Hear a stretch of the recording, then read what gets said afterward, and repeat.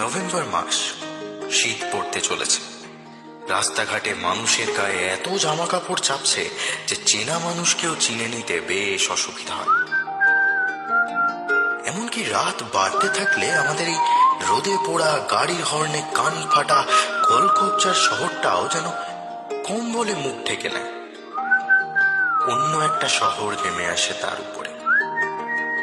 ঘড়ির কাঁটা এগোনোর সাথে সাথে গোটা কলকাতাবাসী শীতের আমেজে গভীর ঘুমে ঢলে পড়ে।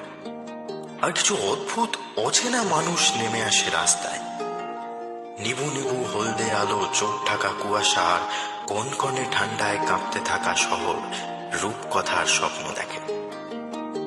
সেই গোপন রূপকথার শহর নিয়েই আমাদের আজকের গল্প, ঘুম শহর।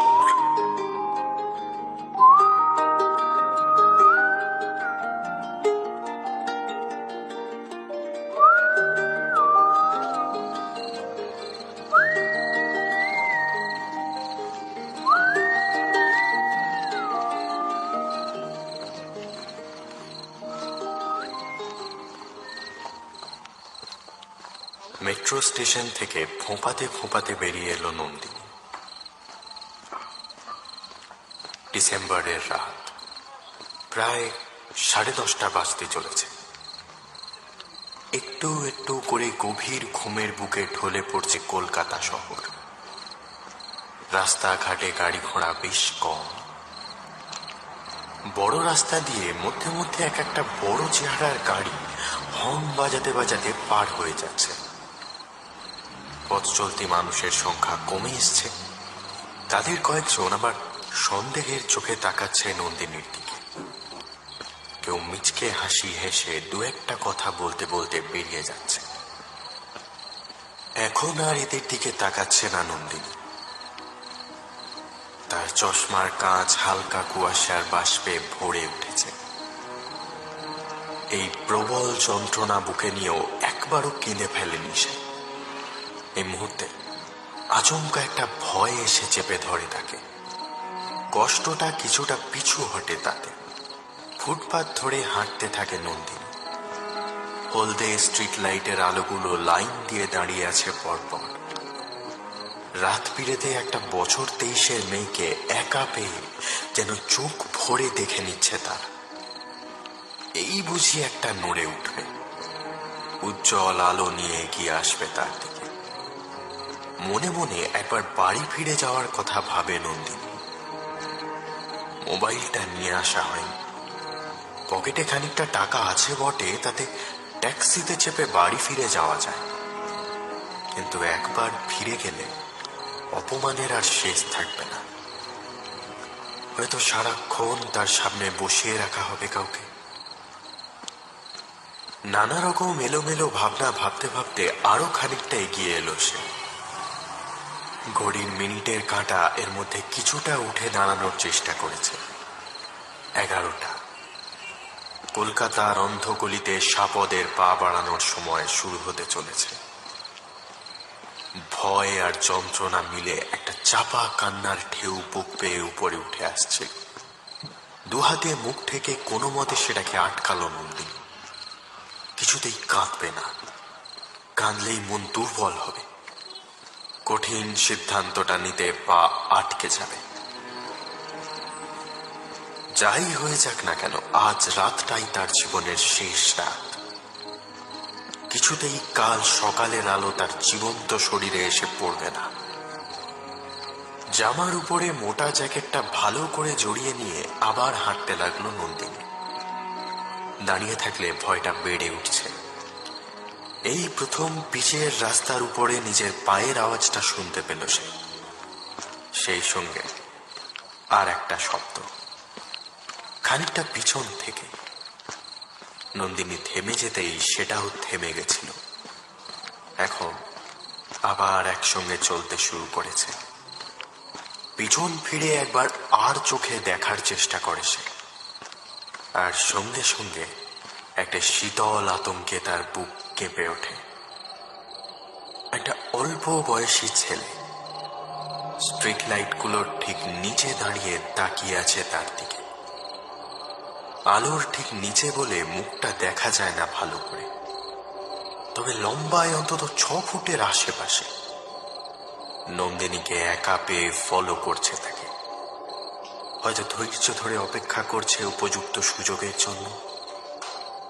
দ্রুত পা চালায় নন্দিনী, সঙ্গে সঙ্গে আবার পায়ের আওয়াজ শুনতে পায়, এবার আগের থেকে জোরে, যেন ক্ষুধার্ত বাঘের মতো শিকারের থেকে দূরত্বটা কমিয়ে আনতে চাইছে। এই প্রবল উত্তেজনার মুহূর্তেও পিছন ফিরে 2 পা এগিয়ে যায় নন্দিনী। তারপর ছেলেটার দিকে আঙুল তুলে বলে, এবার কিন্তু আমি পুলিশ ডাকবো। ছেলেটা দাঁড়িয়ে পড়েছিল। অন্ধকারের ভিতর থেকে একটা মিহি হাসির আওয়াজ শোনা যায়। 2 পা হেঁটে আলোর তলায় এসে দাঁড়ায় ছেলেটা। তার মাথার উপরে বাঁকিয়ে পড়া একটা ক্যাপ, ওভারকোটে প্রায় সমস্ত শরীর ঢাকা। টুপির সামনের দিকটায় শেড থাকায় মুখের চোয়াল ছাড়া আর কিছুই দেখা যায় না। চারপাশটা ভালো করে দেখে নিয়ে ছেলেটা বলে, পুলিশ কি মোড়ের কুত্তা যে চুচু করে ডাকলেই চলে আসবে? তাছাড়া আজ রবিবার, রাতে মাংসের ঝোল খেয়ে বউ বাচ্চা নিয়ে আরামে ঘুমোচ্ছে, খামোকা খোঁজাবেন কেন? 1 পা পিছিয়ে আসে নন্দিনী। ছেলেটার কথায় অল্প হলেও শিক্ষার ছাপ আছে, তাও এখনই বিপদ কেটে গেছে ভাবা ভুল। চারপাশে এতক্ষণে লোকজন প্রায় নেই বললেই চলে। একটু আগের জোরটা আবার গলায় এনে নন্দিনী বলে, আমাকে ফলো করছিস কেন? না না না না, অন দ্য কন্ট্রারি, আপনি আমাকে লিড করছেন। মানে আমার কৌতূহলটাকে আর কি। কই একটু দেখি আপনাকে। বড় বড় পা ফেলে এগিয়ে আসে ছেলেটা। তার লম্বা দেহের ছায়া এসে পড়ে নন্দিনীর শরীরে। পিছাতে গিয়েও আটকে যায় সে। কোনো লাভ নেই। পালিয়ে বা মারপিট করে এর হাত থেকে বাঁচার উপায় আর নেই। ছেলেটার চোয়াল ছাড়িয়ে এবার নাকের উপরে আলো এসে পড়ে, মুখের অর্ধেকটা দৃশ্যমান হয়। বয়স তো 20 খানিক উপরে মনে হচ্ছে, তবে থলথলে মোটা দেহ বলে খানিকটা বেশি মনে হচ্ছে হয়তো। আর এবার চোখের তলায় কালি, মানে রাতে ঘুম হচ্ছে না কিছুদিন। আর এটা কি? হাত বাড়িয়ে খপ করে নন্দিনীর হাতটা তুলে নেয় সে। নন্দিনী জোর করে হাত ছাড়িয়ে নেওয়ার চেষ্টা করে, কিন্তু পারে না। ছেলেটার গায়ে অমানসিক ঝোঁক। হাতটাকে চোখের সামনে ধরে কিছু একটা দেখতে দেখতে বলে, কি বাবা, হাতের উপরে এমন রেল লাইন হলো কি করে? আচ্ছা, প্লেট মেনেছেন মনে হচ্ছে। তার উপর এত রাতে মেট্রো স্টেশন থেকে বেরোলেন। আচ্ছা, বাই এনি চান্স আপনি কি আত্মহত্যা করতে এসেছিলেন?